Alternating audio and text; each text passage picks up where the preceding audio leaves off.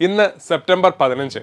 So എന്നത്തെയും പോലെ ഇന്നത്തെയും കുറിച്ച് major scientific and historical events പരിചയപ്പെടുന്ന മറ്റൊരു വീഡിയോയിലേക്ക് നിങ്ങൾക്ക് സ്വാഗതം.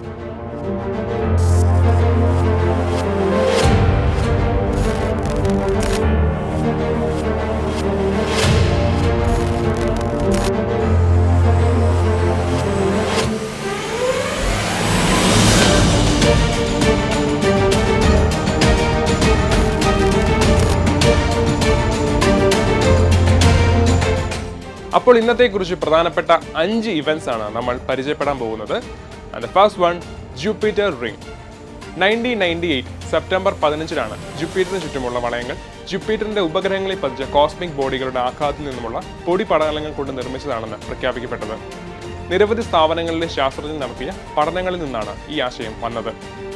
Second one, cosmic radiation. 1910 September 15-നാണ് പുരോഹിതനും അമേച്വർ ഭൗതിക ശാസ്ത്രജ്ഞനുമായ തിയോഡോർ വുൾഫിന്റെ ഫിസിക്കലിഷേ സെയ്റ്റ്രിഫ്റ്റ് എന്ന പ്രബന്ധത്തിൽ പ്രസിദ്ധീകരിച്ച ഒരു വിഷയമായിരുന്നു കോസ്മിക് റേഡിയേഷൻ. ഒരു സ്പ്രിംഗ് സീസണിൽ ഈഫിൽ ടവറിന്റെ മുകളിൽ നിന്ന് 4 ദിവസത്തെ നിരീക്ഷണങ്ങളുടെ ഫലമായിട്ടാണ് അദ്ദേഹം ഇത് റിപ്പോർട്ട് ചെയ്തത്.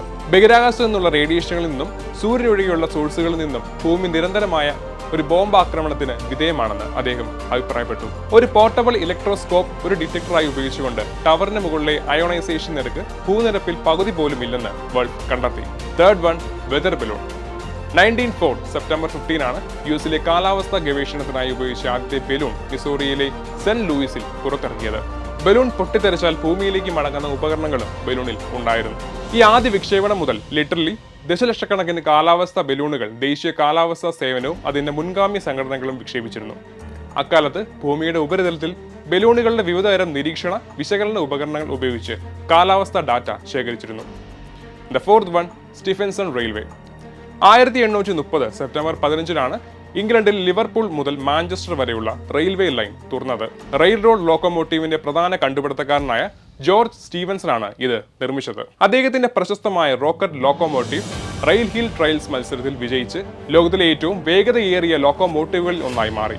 സ്റ്റീം ലോക്കോമോട്ടീവുകൾ മാത്രം പ്രവർത്തിപ്പിക്കുന്ന ലോകത്തിലെ ആദ്യത്തെ ഇന്റർസിറ്റി പാസഞ്ചർ റെയിൽവേ ആയിരുന്നു ഈ പാത. And the last one, bacteriophage. 1917 September 15-നാണ് ആദ്യമായി ബാക്ടീരിയോഫേജ്, അതായത് ഈറ്റർ ഓഫ് ബാക്ടീരിയ അഥവാ ബാക്ടീരിയ ഭക്ഷിക്കുന്നവൻ എന്ന പദം ഫ്രഞ്ച് മൈക്രോബയോളജിസ്റ്റായ ഡോക്ടർ ഫെലിക്സ് ഡി ഹെല്ലറിൽ നിന്ന് ഫ്രഞ്ച് അക്കാദമി ഓഫ് സയൻസിന് എഴുതിയ കുറിപ്പിൽ ഉപയോഗിച്ചത്. ബാക്ടീരിയോഫേജുകൾ ആദ്യമായി കണ്ടെത്തിയത് 1915-ൽ ഇംഗ്ലീഷ് ബാക്ടീരിയോളജിസ്റ്റ് ആയ വില്യം ടൂർട്ട് ആണ്.